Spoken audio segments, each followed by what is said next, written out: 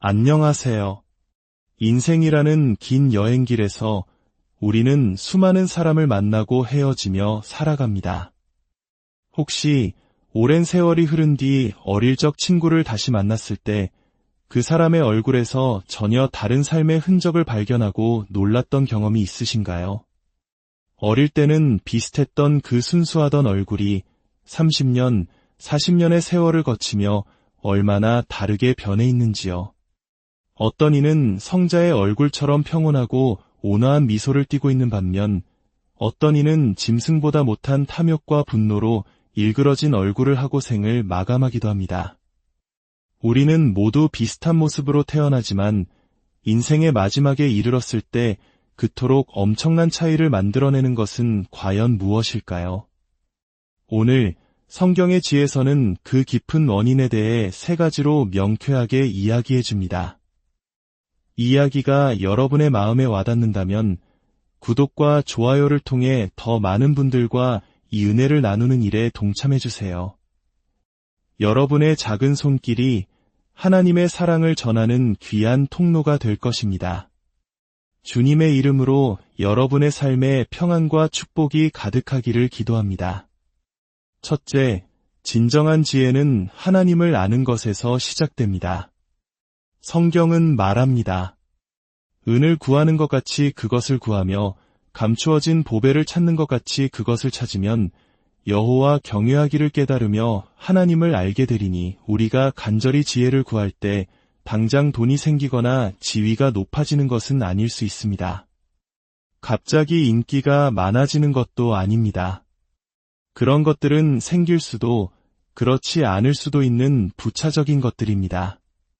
지혜가 우리에게 주는 가장 첫 번째 선물은 바로 하나님을 경외하게 되는 것, 그리고 하나님을 알게 되는 것입니다. 여러분, 이 세상에 하나님을 아는 지식보다 더 위대한 지식이 어디 있겠습니까? 하나님을 아는 것보다 더 소중한 가치가 어디 있겠습니까? 이것을 깨닫는 순간 우리 인생의 모든 우선순위가 근본적으로 뒤바뀌기 시작합니다. 하나님을 아는 삶이란 이 세상의 모든 것들이 잠시 있다 사라질 종속적 가치임을 깨닫는 것입니다. 돈, 명예, 권력과 같은 것들이 인생의 목적이 될 수 없다는 것을 아는 것이죠.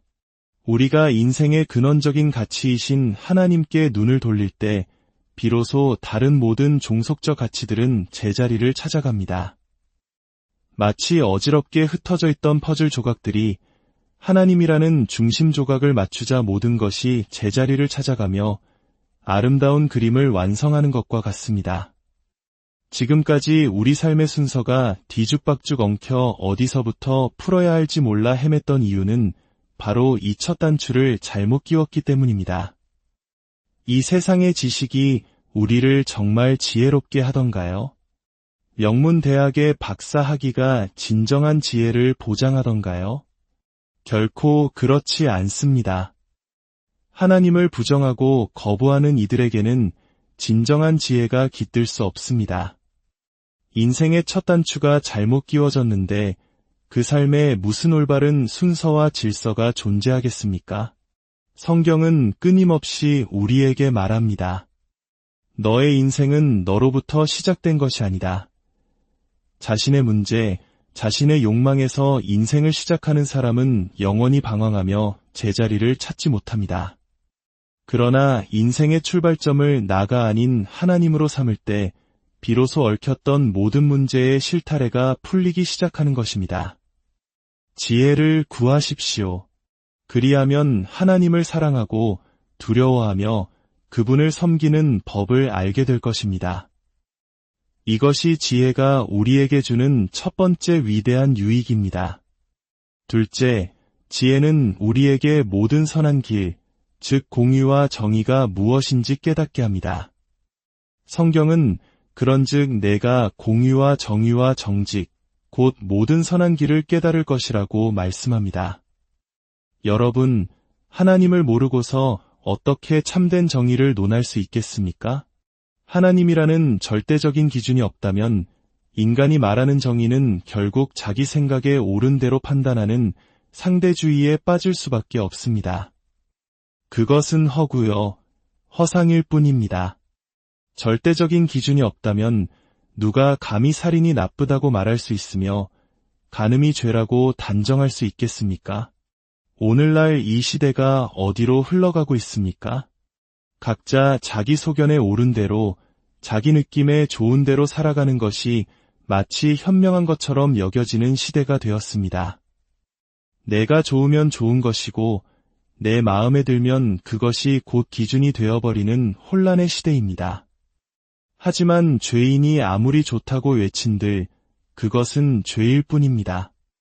우리가 진정한 지혜를 구할 때 하나님을 알게 될 뿐만 아니라 비로소 무엇이 참된 정의인지, 어떤 길이 바른 길인지, 어떻게 사는 것이 사람다운 삶인지를 깨닫게 되는 것입니다. 셋째, 지혜는 우리를 유혹으로부터 구원하는 진정한 능력입니다. 지혜는 우리를 음란의 길에서 건져내고 가정을 파괴하는 유혹의 손길로부터 보호합니다. 성경은 지혜가 또 너를 음녀에게서, 말로 홀리는 이방 계집에게서 구원하리니라고 경고합니다. 여기서 말하는 음녀는 단순히 성적인 유혹만을 의미하지 않습니다. 그것은 우리의 가정을 허물고 하나님과의 언약을 잊게 만드는 세상의 모든 달콤한 유혹을 상징합니다. 진정으로 지혜로운 사람은 한순간의 쾌락을 위해 가정을 저버리는 어리석은 선택을 하지 않습니다. 잠시 꿀처럼 달콤해 보이는 유혹의 끝이 얼마나 쓰고 고통스러운지를 알기 때문입니다. 우리는 지금 음란의 문화가 홍수처럼 범람하는 시대를 살고 있습니다. 이러한 시대 속에서 많은 이들이 자기 합리화라는 늪에 빠져 허우적댑니다. 죄의 가장 큰 특징은 바로 자기 합리화입니다. 하지만 의인은 자신을 내세우거나 합리화하지 않습니다. 이 시대는 나이와 성별을 불문하고 음란의 늪에 깊이 빠져들고 있습니다.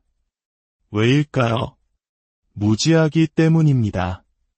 하나님을 아는 지혜가 없기 때문입니다. 하나님께서는 오늘 우리에게 지혜를 구하라고 간절히 말씀하십니다. 지혜란 하나님을 아는 삶입니다. 지혜란 진정으로 바르고 선한 길이 무엇인지 아는 삶입니다. 그리고 지혜란 세상의 더러움 속에서 거룩함의 가치를 지키며 살아가는 삶입니다. 아버지가 사랑하는 아들에게, 어머니가 사랑하는 자녀에게 가장 들려주고 싶은 말이 있다면 그것은 바로 이 지혜의 말씀일 것입니다. 온 우주를 창조하신 하나님 아버지께서 당신의 자녀된 우리에게 가장 주고 싶어 하시는 것 또한 바로 이 지혜와 명철이 아니겠습니까? 진정한 아들이란 아버지가 있는 사람이며 아버지를 아버지로 인정하고 존중하며 그분의 말씀을 듣는 사람입니다. 그렇습니다. 모든 믿음은 들음에서 시작됩니다. 하나님께서 우리에게 말씀하시는 이유는 우리가 그 말씀을 제대로 듣고 따르도록 하기 위함입니다. 히브리어로 듣다는 사마입니다. 이 단어에는 단순히 귀로 소리를 듣는 것 이상의 깊은 의미가 담겨 있습니다. 그것은 마음을 다해 경청하는 것이며 주의를 기울여 듣고 깨닫는 것입니다. 제대로 깨달은 사람은 배우게 되고 제대로 배운 사람은 그 말씀에 순종하게 됩니다. 아이가 어머니의 심부름 말씀을 듣고도 중간에 아이스크림 가게에 한눈을 팔아 심부름을 잊어버렸다면 그 아이는 결국 어머니의 말씀을 듣지 않은 것과 같습니다. 이처럼 듣는다는 것은 그 말씀대로 순종하는 마지막 단계에 이르기까지의 전 과정을 포함하는 너무나 중요한 행위입니다. 우리는 살면서 얼마나 많은 말을 듣고 흘려버립니까? 하지만 우리가 들어야 할 하나님의 말씀을 듣고 또 듣고 반복해서 들을 때 우리 안에는 자연스럽게 그 말씀을 따라 살고자 하는 마음의 결단이 생겨납니다. 이것이 바로 믿지 않는 사람들과 그리스도인의 삶이 달라질 수밖에 없는 이유입니다. 성경은 수천 년에 걸친 인류의 역사와 하나님의 섭리가 담긴 위대한 가문의 기록입니다. 이 안에는 인간이 저지를 수 있는 모든 실수와 하나님을 떠난 이들의 삶의 패턴이 기록되어 있으며 동시에 하나님의 말씀에 순종한 사람들의 영광이 어떠한지가 생생하게 기록되어 있습니다. 왜 우리가 성경을 읽으면 지혜로워집니까? 세상의 그 어떤 가문과도 비교할 수 없는 위대한 믿음의 가문에 우리가 속하게 되기 때문입니다. 사랑하는 여러분, 진정한 지혜는 멀리 있지 않습니다. 그것은 바로 아버지의 마음으로 우리에게 들려주시는 하나님의 말씀을 듣는 데서부터 시작됩니다. 부디 그 훈계를 듣고 명철을 얻는데 주의를 기울이십시오.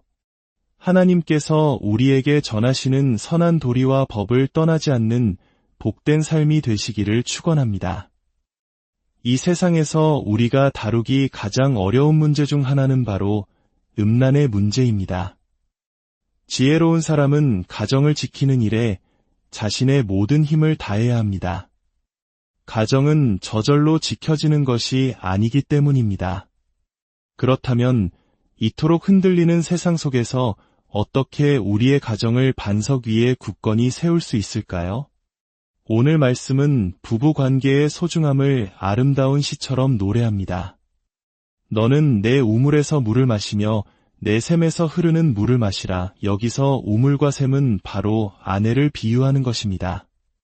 하나님께서 짝지어 주신 당신의 아내, 당신의 남편을 통해 기쁨과 만족을 얻으라는 것입니다. 왜 그 샘물을 집 밖으로 넘치게 하여 다른 길거리로 흘러가게 하느냐고, 왜 가정 밖에서 다른 기쁨을 찾으려 하느냐고 묻고 계신 것입니다. 성경은 아내를 여러 단계의 샘에 비유합니다. 처음에는 웅덩이 같다가 시간이 지나며 더 깊은 우물이 되고 계곡에서 솟아나는 맑은 샘물이 되었다가 마침내는 가장 깊은 근원에서 솟아나는 생명수와 같은 존재가 된다고 말합니다. 이것은 부부관계가 세월이 흐를수록 더욱 깊어지고 서로를 통해 세상이 줄 수 없는 깊은 기쁨을 맛보게 됨을 의미합니다. 얼마나 아름다운 비유입니까? 그러나 많은 이들의 부부관계는 시간이 갈수록 이렇게 깊어지기는커녕 점점 얕아지고 메말라 버립니다. 평생의 동반자인 가장 가까운 사람과의 관계가 메말라 간다는 것만큼 불행한 인생이 어디 있겠습니까? 가정에서의 관계가 풍성하지 못하면 사람들은 다른 곳에서 만족을 찾기 시작합니다. 남편은 일에 중독되고 아내는 다른 것에 마음을 빼앗깁니다. 그러다 결국 가정 밖에서 위로와 기쁨을 찾으려 하고 쉽게 유혹에 빠져들게 되는 것입니다. 오늘날 이 세상의 밤 문화가 얼마나 위험합니까? 술 한 잔에, 클릭 한 번에 우리 인생이 무너질 수 있습니다. 왜 그럴까요? 건강한 관계라는 뿌리가 없기 때문입니다.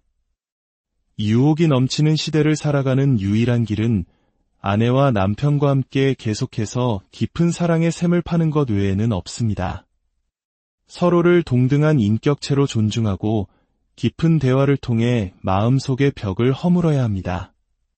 나이가 들고 몸은 쇠약해질지라도 두 영혼이 하나가 되는 깊은 교감을 경험할 때 오는 기쁨은 세상 어떤 쾌락과도 바꿀 수 없는 것입니다. 오늘 성경이 말하는 이 깊은 샘에 관한 이야기는 단순히 육체적 음란의 문제뿐만 아니라 영적인 간음에 대해서도 우리에게 경고합니다. 우리 마음속 깊은 곳에는 타락하려는 본성이 있습니다. 상황만 주어지면 곰팡이가 피어나듯 죄의 욕망이 스멀스멀 기어 나옵니다. 그러나 이것을 이겨내는 길은 오직 하나님의 말씀과 하나님께서 주신 가장 가까운 배우자와의 관계를 굳건히 지켜내는 것입니다. 가정이 무너지면 그 확장인 교회도 무너집니다. 피상적인 관계에 머물러 있기 때문에 오늘날 수많은 가정과 교회가 뿌리째 흔들리고 있습니다. 그리스도인은 가정에서부터 구별된 삶을 살아야 합니다.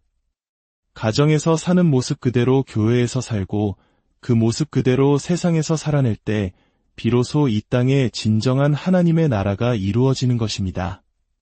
잠언은 계속해서 지혜를 내 누이, 내 친족처럼 여기라고 말합니다.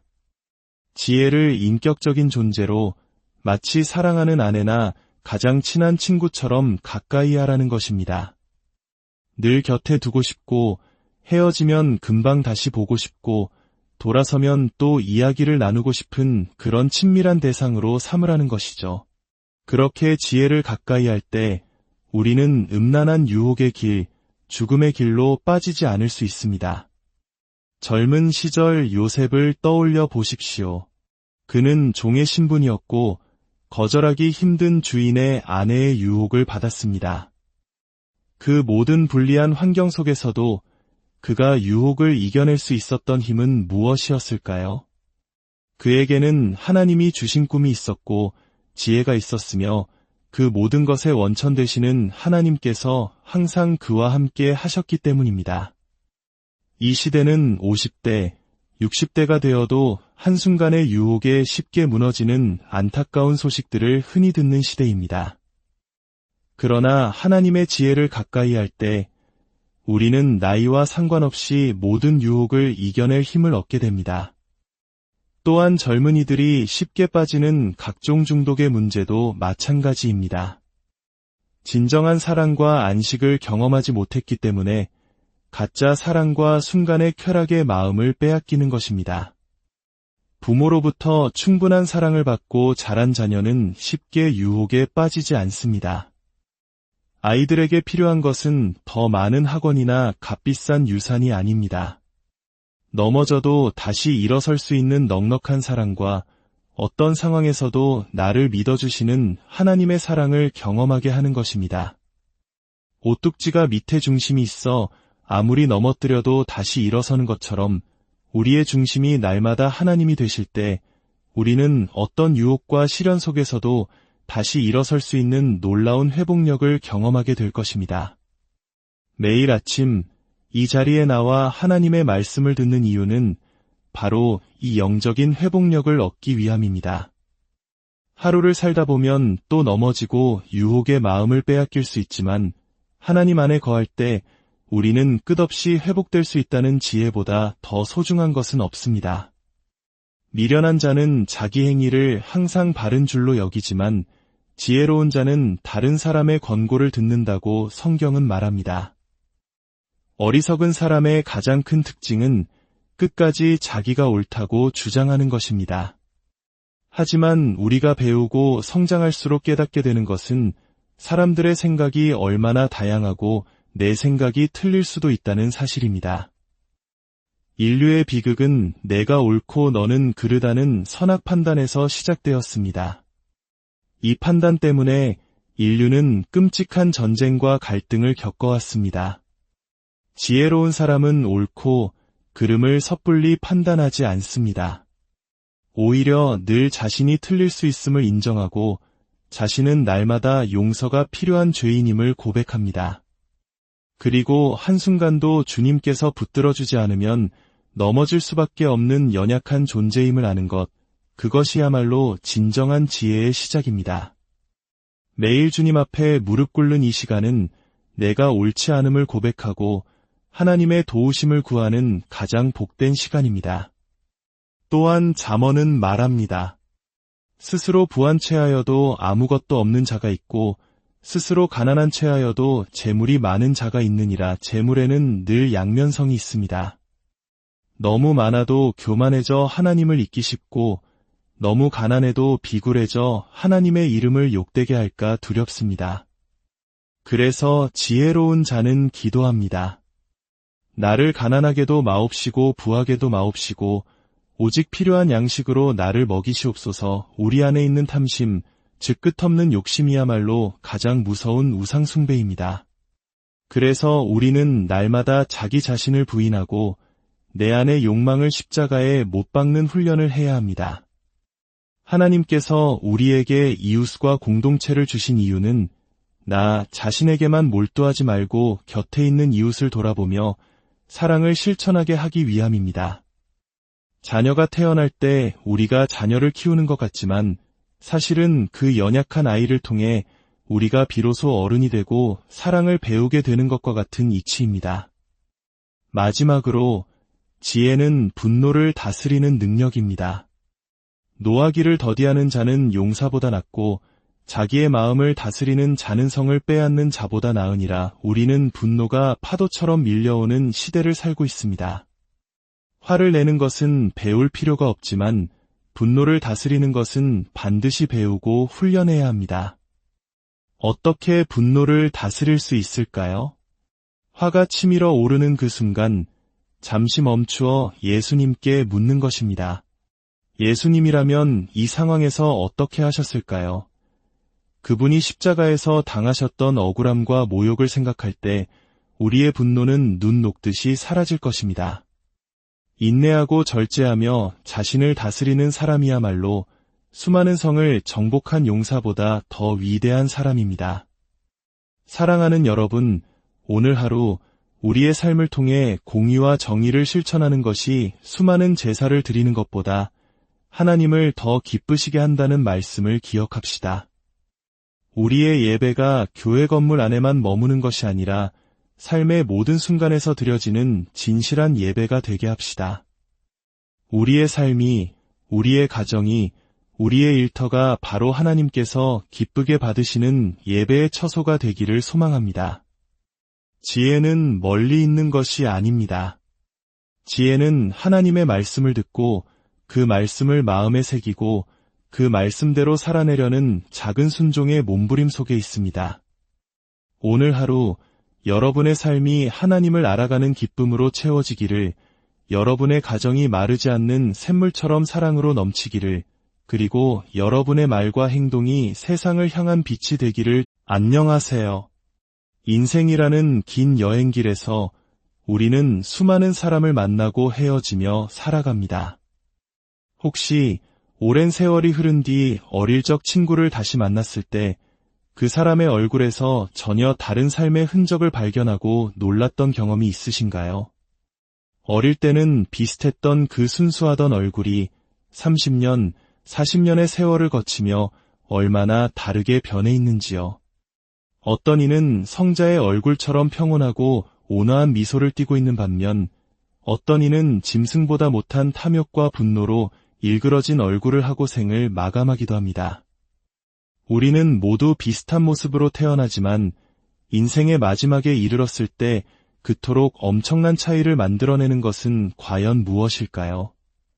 오늘 성경의 지혜서는 그 깊은 원인에 대해 세 가지로 명쾌하게 이야기해 줍니다. 이야기가 여러분의 마음에 와닿는다면 구독과 좋아요를 통해 더 많은 분들과 이 은혜를 나누는 일에 동참해 주세요. 여러분의 작은 손길이 하나님의 사랑을 전하는 귀한 통로가 될 것입니다. 주님의 이름으로 여러분의 삶에 평안과 축복이 가득하기를 기도합니다. 첫째, 진정한 지혜는 하나님을 아는 것에서 시작됩니다. 성경은 말합니다. 은을 구하는 것 같이 그것을 구하며 감추어진 보배를 찾는 것 같이 그것을 찾으면 여호와 경외하기를 깨달으며 하나님을 알게 되리니. 우리가 간절히 지혜를 구할 때 당장 돈이 생기거나 지위가 높아지는 것은 아닐 수 있습니다. 갑자기 인기가 많아지는 것도 아닙니다. 그런 것들은 생길 수도 그렇지 않을 수도 있는 부차적인 것들입니다. 지혜가 우리에게 주는 가장 첫 번째 선물은 바로 하나님을 경외하게 되는 것, 그리고 하나님을 알게 되는 것입니다. 여러분, 이 세상에 하나님을 아는 지식보다 더 위대한 지식이 어디 있겠습니까? 하나님을 아는 것보다 더 소중한 가치가 어디 있겠습니까? 이것을 깨닫는 순간 우리 인생의 모든 우선순위가 근본적으로 뒤바뀌기 시작합니다.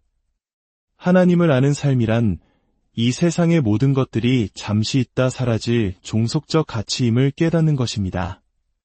돈, 명예, 권력과 같은 것들이 인생의 목적이 될 수 없다는 것을 아는 것이죠.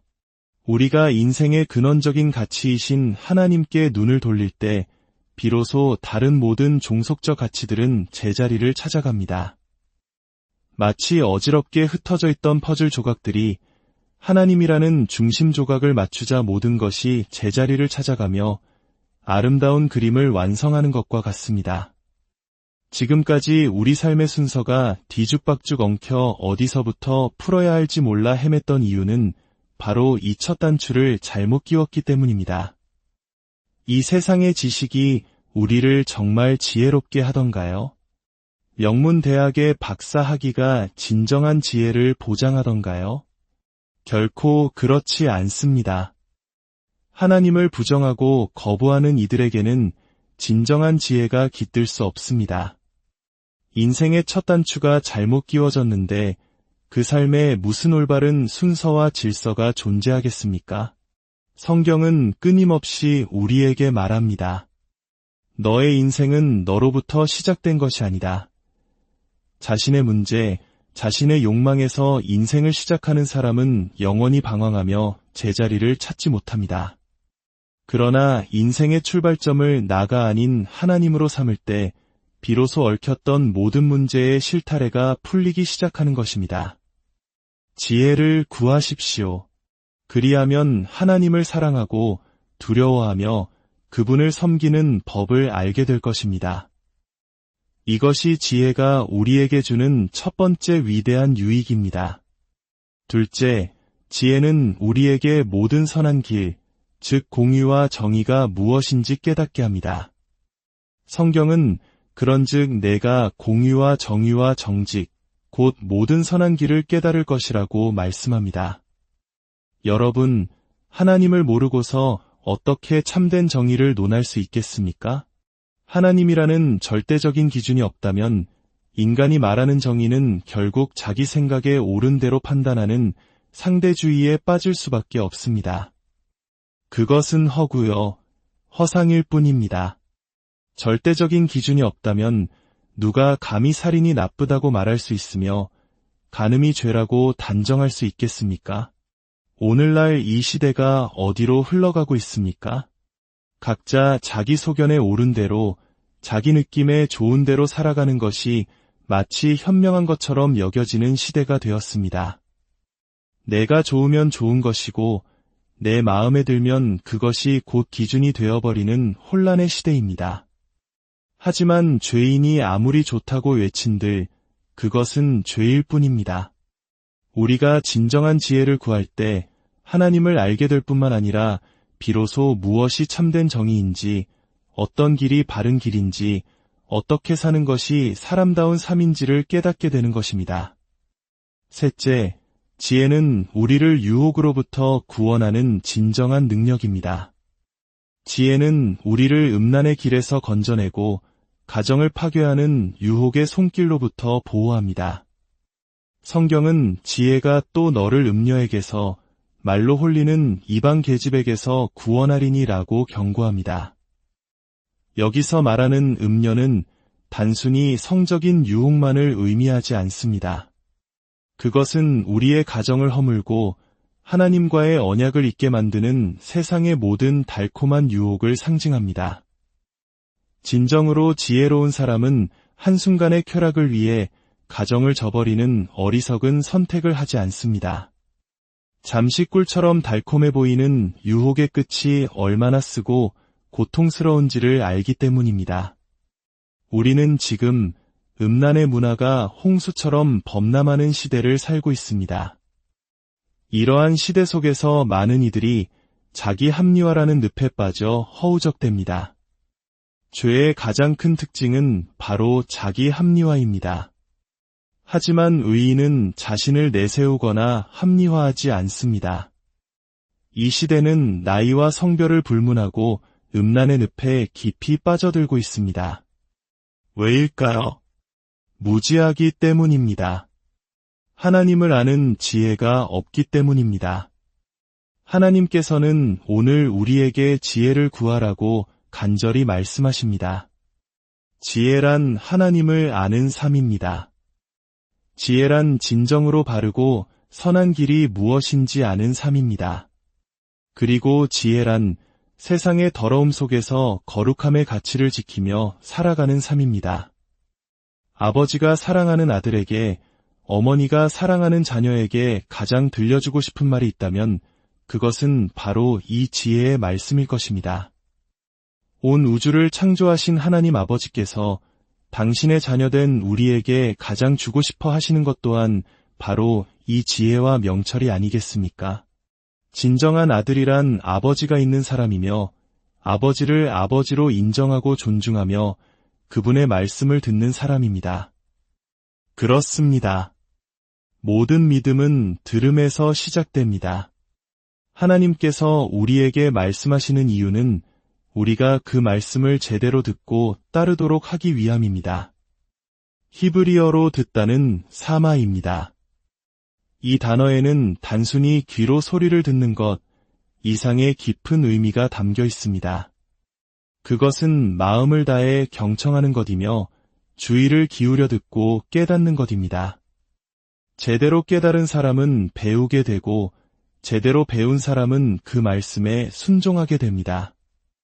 아이가 어머니의 심부름 말씀을 듣고도 중간에 아이스크림 가게에 한눈을 팔아 심부름을 잊어버렸다면 그 아이는 결국 어머니의 말씀을 듣지 않은 것과 같습니다. 이처럼 듣는다는 것은 그 말씀대로 순종하는 마지막 단계에 이르기까지의 전 과정을 포함하는 너무나 중요한 행위입니다. 우리는 살면서 얼마나 많은 말을 듣고 흘려버립니까? 하지만 우리가 들어야 할 하나님의 말씀을 듣고 또 듣고 반복해서 들을 때 우리 안에는 자연스럽게 그 말씀을 따라 살고자 하는 마음의 결단이 생겨납니다. 이것이 바로 믿지 않는 사람들과 그리스도인의 삶이 달라질 수밖에 없는 이유입니다. 성경은 수천 년에 걸친 인류의 역사와 하나님의 섭리가 담긴 위대한 가문의 기록입니다. 이 안에는 인간이 저지를 수 있는 모든 실수와 하나님을 떠난 이들의 삶의 패턴이 기록되어 있으며 동시에 하나님의 말씀에 순종한 사람들의 영광이 어떠한지가 생생하게 기록되어 있습니다. 왜 우리가 성경을 읽으면 지혜로워집니까? 세상의 그 어떤 가문과도 비교할 수 없는 위대한 믿음의 가문에 우리가 속하게 되기 때문입니다. 사랑하는 여러분, 진정한 지혜는 멀리 있지 않습니다. 그것은 바로 아버지의 마음으로 우리에게 들려주시는 하나님의 말씀을 듣는 데서부터 시작됩니다. 부디 그 훈계를 듣고 명철을 얻는데 주의를 기울이십시오. 하나님께서 우리에게 전하시는 선한 도리와 법을 떠나지 않는 복된 삶이 되시기를 축원합니다. 이 세상에서 우리가 다루기 가장 어려운 문제 중 하나는 바로 음란의 문제입니다. 지혜로운 사람은 가정을 지키는 일에 자신의 모든 힘을 다해야 합니다. 가정은 저절로 지켜지는 것이 아니기 때문입니다.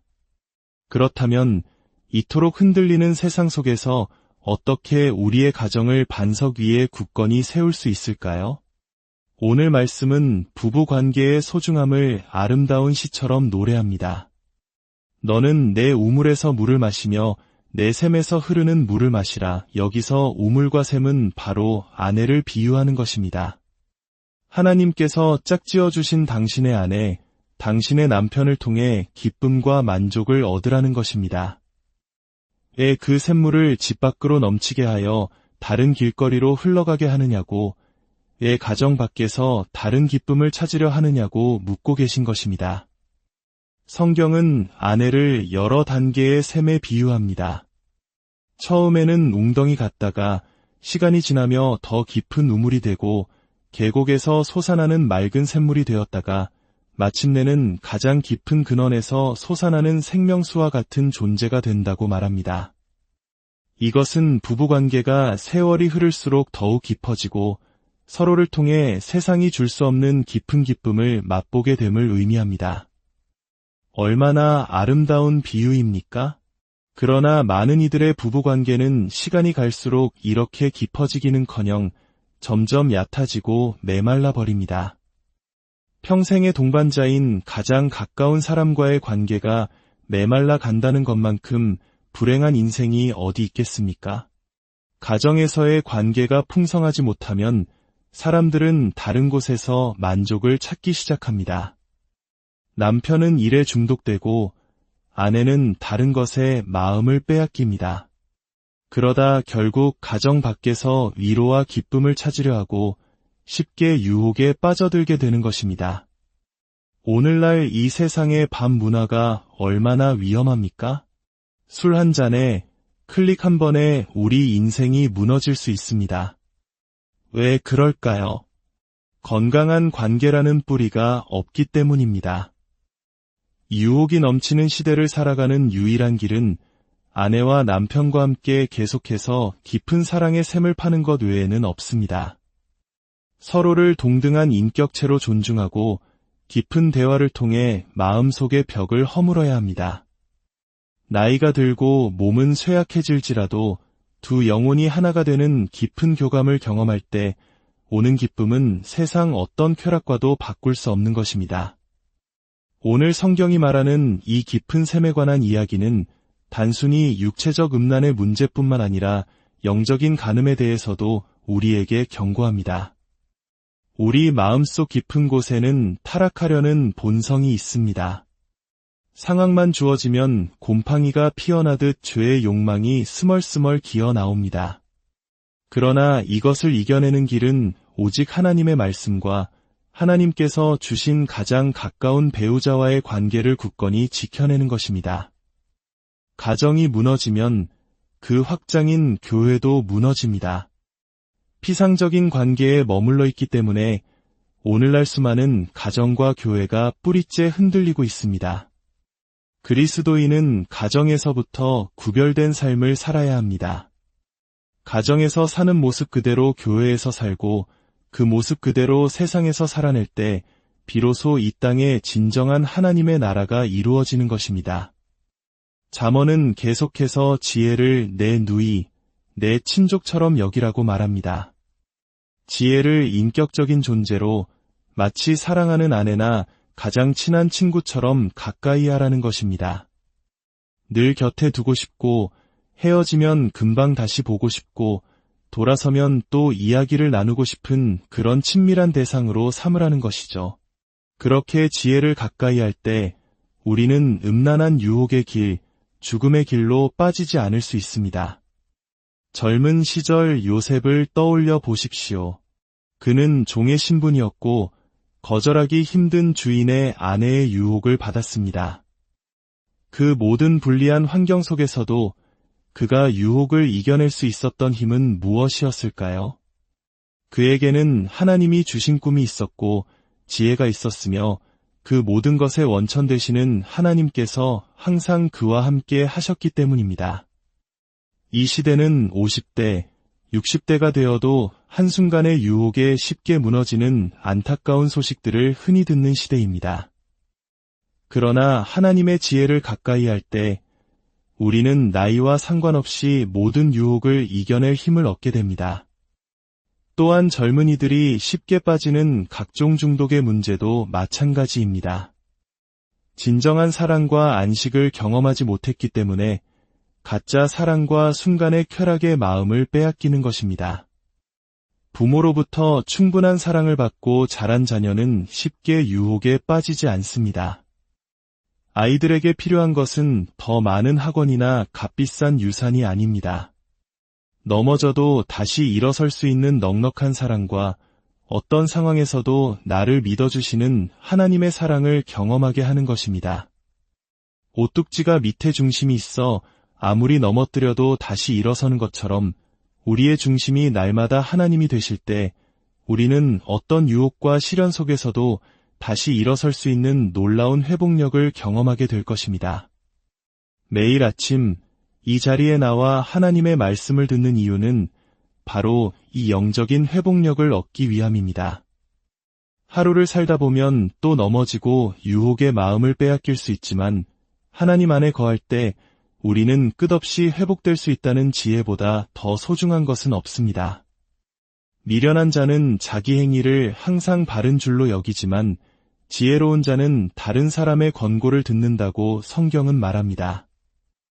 어리석은 사람의 가장 큰 특징은 끝까지 자기가 옳다고 주장하는 것입니다.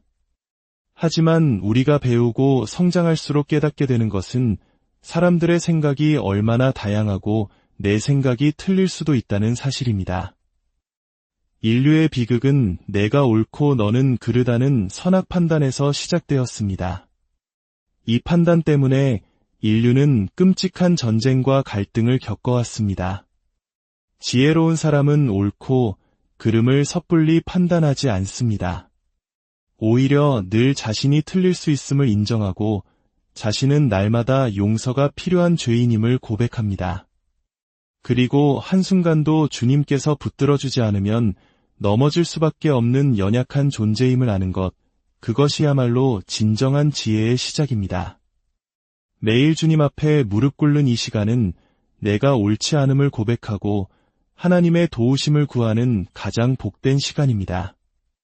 또한 잠언은 말합니다. 스스로 부한 채하여도 아무것도 없는 자가 있고 스스로 가난한 채하여도 재물이 많은 자가 있느니라. 재물에는 늘 양면성이 있습니다. 너무 많아도 교만해져 하나님을 잊기 쉽고 너무 가난해도 비굴해져 하나님의 이름을 욕되게 할까 두렵습니다. 그래서 지혜로운 자는 기도합니다.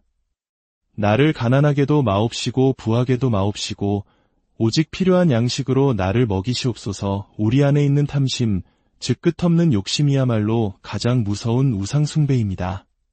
그래서 우리는 날마다 자기 자신을 부인하고 내 안의 욕망을 십자가에 못 박는 훈련을 해야 합니다. 하나님께서 우리에게 이웃과 공동체를 주신 이유는 나 자신에게만 몰두하지 말고 곁에 있는 이웃을 돌아보며 사랑을 실천하게 하기 위함입니다.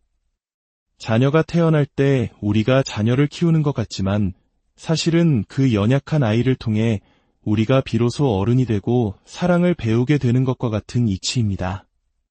마지막으로 지혜는 분노를 다스리는 능력입니다. 노하기를 더디하는 자는 용사보다 낫고 자기의 마음을 다스리는 자는 성을 빼앗는 자보다 나으니라. 우리는 분노가 파도처럼 밀려오는 시대를 살고 있습니다. 화를 내는 것은 배울 필요가 없지만 분노를 다스리는 것은 반드시 배우고 훈련해야 합니다. 어떻게 분노를 다스릴 수 있을까요? 화가 치밀어 오르는 그 순간 잠시 멈추어 예수님께 묻는 것입니다. 예수님이라면 이 상황에서 어떻게 하셨을까요? 그분이 십자가에서 당하셨던 억울함과 모욕을 생각할 때 우리의 분노는 눈 녹듯이 사라질 것입니다.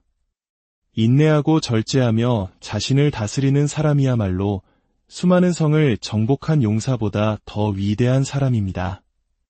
사랑하는 여러분, 오늘 하루 우리의 삶을 통해 공의와 정의를 실천하는 것이 수많은 제사를 드리는 것보다 하나님을 더 기쁘시게 한다는 말씀을 기억합시다. 우리의 예배가 교회 건물 안에만 머무는 것이 아니라 삶의 모든 순간에서 드려지는 진실한 예배가 되게 합시다. 우리의 삶이, 우리의 가정이, 우리의 일터가 바로 하나님께서 기쁘게 받으시는 예배의 처소가 되기를 소망합니다. 지혜는 멀리 있는 것이 아닙니다. 지혜는 하나님의 말씀을 듣고 그 말씀을 마음에 새기고 그 말씀대로 살아내려는 작은 순종의 몸부림 속에 있습니다. 오늘 하루 여러분의 삶이 하나님을 알아가는 기쁨으로 채워지기를, 여러분의 가정이 마르지 않는 샘물처럼 사랑으로 넘치기를, 그리고 여러분의 말과 행동이 세상을 향한 빛이 되기를. 안녕하세요. 인생이라는 긴 여행길에서 우리는 수많은 사람을 만나고 헤어지며 살아갑니다. 혹시 오랜 세월이 흐른 뒤 어릴 적 친구를 다시 만났을 때 그 사람의 얼굴에서 전혀 다른 삶의 흔적을 발견하고 놀랐던 경험이 있으신가요? 어릴 때는 비슷했던 그 순수하던 얼굴이 30년, 40년의 세월을 거치며 얼마나 다르게 변해 있는지요. 어떤 이는 성자의 얼굴처럼 평온하고 온화한 미소를 띠고 있는 반면 어떤 이는 짐승보다 못한 탐욕과 분노로 일그러진 얼굴을 하고 생을 마감하기도 합니다. 우리는 모두 비슷한 모습으로 태어나지만 인생의 마지막에 이르렀을 때 그토록 엄청난 차이를 만들어내는 것은 과연 무엇일까요? 오늘 성경의 지혜서는 그 깊은 원인에 대해 세 가지로 명쾌하게 이야기해 줍니다. 이 이야기가 여러분의 마음에 와닿는다면 구독과 좋아요를 통해 더 많은 분들과 이 은혜를 나누는 일에 동참해주세요. 여러분의 작은 손길이 하나님의 사랑을 전하는 귀한 통로가 될 것입니다. 주님의 이름으로 여러분의 삶에 평안과 축복이 가득하기를 기도합니다. 첫째, 진정한 지혜는 하나님을 아는 것에서 시작됩니다. 성경은 말합니다. 은을 구하는 것 같이 그것을 구하며 감추어진 보배를 찾는 것 같이 그것을 찾으면 여호와 경외하기를 깨달으며 하나님을 알게 되리니 우리가 간절히 지혜를 구할 때 당장 돈이 생기거나 지위가 높아지는 것은 아닐 수 있습니다. 갑자기 인기가 많아지는 것도 아닙니다.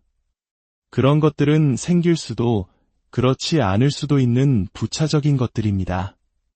지혜가 우리에게 주는 가장 첫 번째 선물은 바로 하나님을 경외하게 되는 것, 그리고 하나님을 알게 되는 것입니다.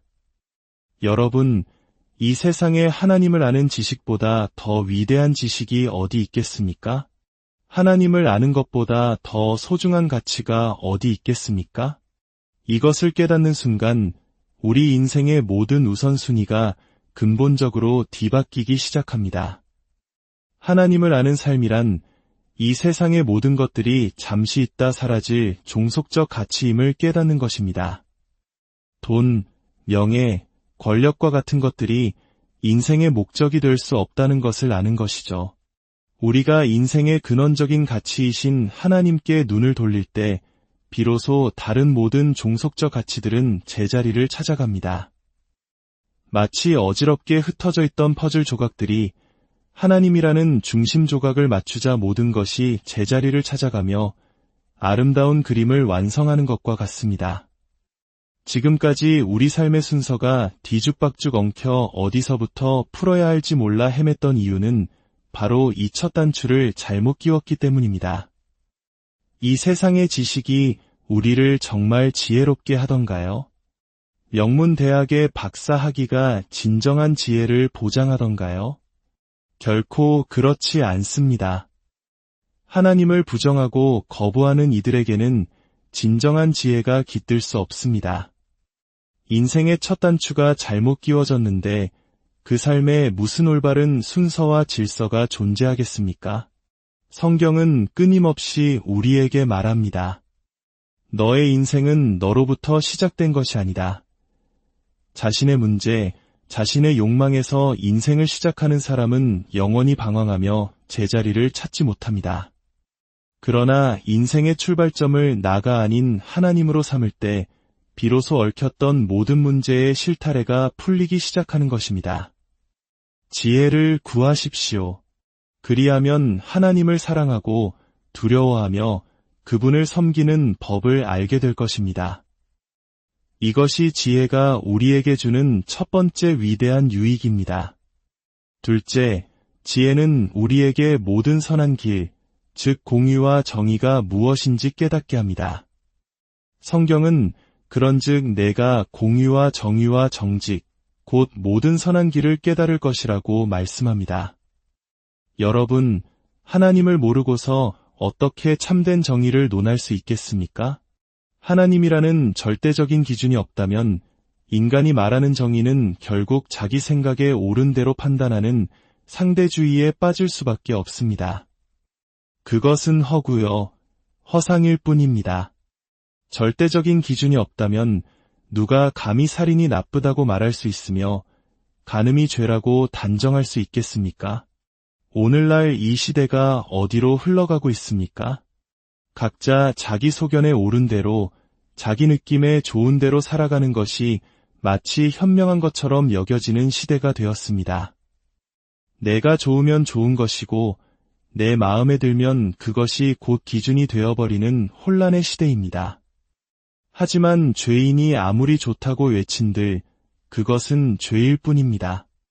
우리가 진정한 지혜를 구할 때 하나님을 알게 될 뿐만 아니라 비로소 무엇이 참된 정의인지, 어떤 길이 바른 길인지, 어떻게 사는 것이 사람다운 삶인지를 깨닫게 되는 것입니다. 셋째, 지혜는 우리를 유혹으로부터 구원하는 진정한 능력입니다.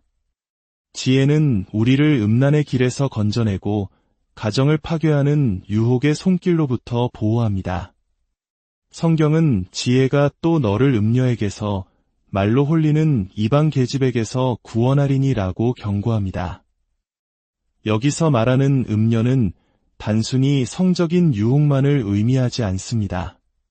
그것은 우리의 가정을 허물고 하나님과의 언약을 잊게 만드는 세상의 모든 달콤한 유혹을 상징합니다. 진정으로 지혜로운 사람은 한순간의 쾌락을 위해 가정을 저버리는 어리석은 선택을 하지 않습니다. 잠시 꿀처럼 달콤해 보이는 유혹의 끝이 얼마나 쓰고 고통스러운지를 알기 때문입니다.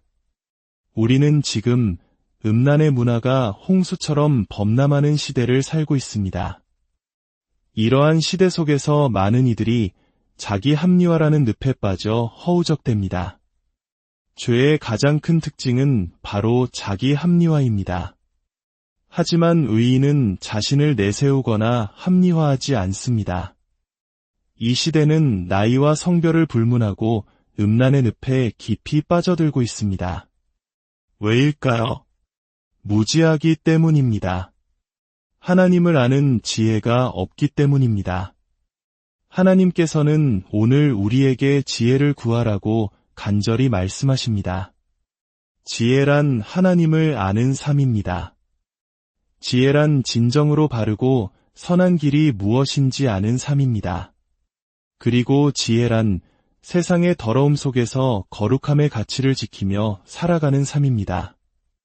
아버지가 사랑하는 아들에게, 어머니가 사랑하는 자녀에게 가장 들려주고 싶은 말이 있다면 그것은 바로 이 지혜의 말씀일 것입니다.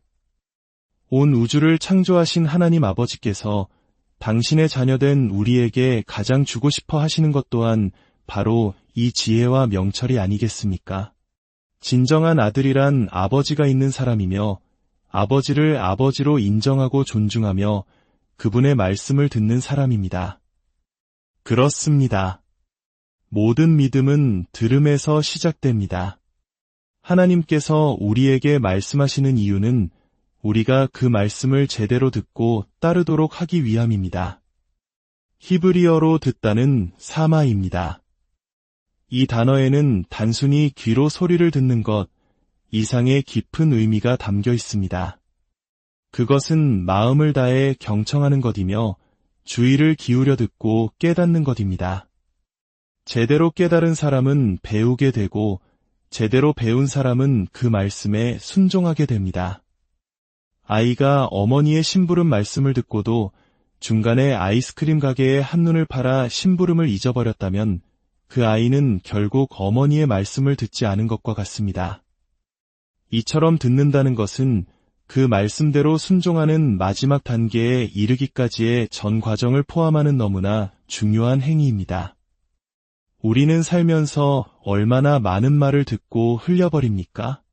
하지만 우리가 들어야 할 하나님의 말씀을 듣고 또 듣고 반복해서 들을 때 우리 안에는 자연스럽게 그 말씀을 따라 살고자 하는 마음의 결단이 생겨납니다.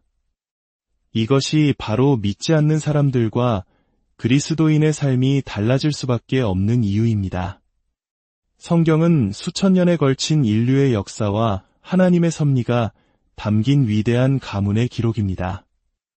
이 안에는 인간이 저지를 수 있는 모든 실수와 하나님을 떠난 이들의 삶의 패턴이 기록되어 있으며 동시에 하나님의 말씀에 순종한 사람들의 영광이 어떠한지가 생생하게 기록되어 있습니다. 왜 우리가 성경을 읽으면 지혜로워집니까? 세상의 그 어떤 가문과도 비교할 수 없는 위대한 믿음의 가문에 우리가 속하게 되기 때문입니다. 사랑하는 여러분, 진정한 지혜는 멀리 있지 않습니다. 그것은 바로 아버지의 마음으로 우리에게 들려주시는 하나님의 말씀을 듣는 데서부터 시작됩니다. 부디 그 훈계를 듣고 명철을 얻는데 주의를 기울이십시오. 하나님께서 우리에게 전하시는 선한 도리와 법을 떠나지 않는 복된 삶이 되시기를 축원합니다. 이 세상에서 우리가 다루기 가장 어려운 문제 중 하나는 바로 음란의 문제입니다. 지혜로운 사람은 가정을 지키는 일에 자신의 모든 힘을 다해야 합니다. 가정은 저절로 지켜지는 것이 아니기 때문입니다. 그렇다면 이토록 흔들리는 세상 속에서 어떻게 우리의 가정을 반석 위에 굳건히 세울 수 있을까요? 오늘 말씀은 부부 관계의 소중함을 아름다운 시처럼 노래합니다. 너는 내 우물에서 물을 마시며 내 샘에서 흐르는 물을 마시라. 여기서 우물과 샘은 바로 아내를 비유하는 것입니다. 하나님께서 짝지어 주신 당신의 아내, 당신의 남편을 통해 기쁨과 만족을 얻으라는 것입니다. 왜 그 샘물을 집 밖으로 넘치게 하여 다른 길거리로 흘러가게 하느냐고, 왜 가정 밖에서 다른 기쁨을 찾으려 하느냐고 묻고 계신 것입니다. 성경은 아내를 여러 단계의 샘에 비유합니다.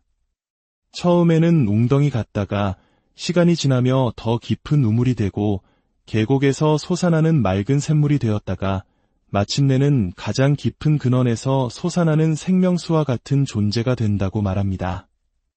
이것은 부부관계가 세월이 흐를수록 더욱 깊어지고 서로를 통해 세상이 줄 수 없는 깊은 기쁨을 맛보게 됨을 의미합니다. 얼마나 아름다운 비유입니까? 그러나 많은 이들의 부부관계는 시간이 갈수록 이렇게 깊어지기는커녕 점점 얕아지고 메말라 버립니다. 평생의 동반자인 가장 가까운 사람과의 관계가 메말라 간다는 것만큼 불행한 인생이 어디 있겠습니까? 가정에서의 관계가 풍성하지 못하면 사람들은 다른 곳에서 만족을 찾기 시작합니다. 남편은 일에 중독되고 아내는 다른 것에 마음을 빼앗깁니다. 그러다 결국 가정 밖에서 위로와 기쁨을 찾으려 하고 쉽게 유혹에 빠져들게 되는 것입니다. 오늘날 이 세상의 밤 문화가 얼마나 위험합니까? 술 한 잔에, 클릭 한 번에 우리 인생이 무너질 수 있습니다. 왜 그럴까요? 건강한 관계라는 뿌리가 없기 때문입니다. 유혹이 넘치는 시대를 살아가는 유일한 길은 아내와 남편과 함께 계속해서 깊은 사랑의 샘을 파는 것 외에는 없습니다. 서로를 동등한 인격체로 존중하고 깊은 대화를 통해 마음속의 벽을 허물어야 합니다. 나이가 들고 몸은 쇠약해질지라도 두 영혼이 하나가 되는 깊은 교감을 경험할 때 오는 기쁨은 세상 어떤 쾌락과도 바꿀 수 없는 것입니다. 오늘 성경이 말하는 이 깊은 샘에 관한 이야기는 단순히 육체적 음란의 문제뿐만 아니라 영적인 간음에 대해서도 우리에게 경고합니다. 우리 마음속 깊은 곳에는 타락하려는 본성이 있습니다. 상황만 주어지면 곰팡이가 피어나듯 죄의 욕망이 스멀스멀 기어 나옵니다. 그러나 이것을 이겨내는 길은 오직 하나님의 말씀과 하나님께서 주신 가장 가까운 배우자와의 관계를 굳건히 지켜내는 것입니다. 가정이 무너지면 그 확장인 교회도 무너집니다. 피상적인 관계에 머물러 있기 때문에 오늘날 수많은 가정과 교회가 뿌리째 흔들리고 있습니다. 그리스도인은 가정에서부터 구별된 삶을 살아야 합니다. 가정에서 사는 모습 그대로 교회에서 살고 그 모습 그대로 세상에서 살아낼 때 비로소 이 땅에 진정한 하나님의 나라가 이루어지는 것입니다. 잠언은 계속해서 지혜를 내 누이, 내 친족처럼 여기라고 말합니다. 지혜를 인격적인 존재로 마치 사랑하는 아내나 가장 친한 친구처럼 가까이 하라는 것입니다. 늘 곁에 두고 싶고 헤어지면 금방 다시 보고 싶고 돌아서면 또 이야기를 나누고 싶은 그런 친밀한 대상으로 삼으라는 것이죠. 그렇게 지혜를 가까이 할 때 우리는 음란한 유혹의 길, 죽음의 길로 빠지지 않을 수 있습니다. 젊은 시절 요셉을 떠올려 보십시오. 그는 종의 신분이었고 거절하기 힘든 주인의 아내의 유혹을 받았습니다. 그 모든 불리한 환경 속에서도 그가 유혹을 이겨낼 수 있었던 힘은 무엇이었을까요? 그에게는 하나님이 주신 꿈이 있었고 지혜가 있었으며 그 모든 것의 원천 되시는 하나님께서 항상 그와 함께 하셨기 때문입니다. 이 시대는 50대, 60대가 되어도 한순간의 유혹에 쉽게 무너지는 안타까운 소식들을 흔히 듣는 시대입니다. 그러나 하나님의 지혜를 가까이 할 때 우리는 나이와 상관없이 모든 유혹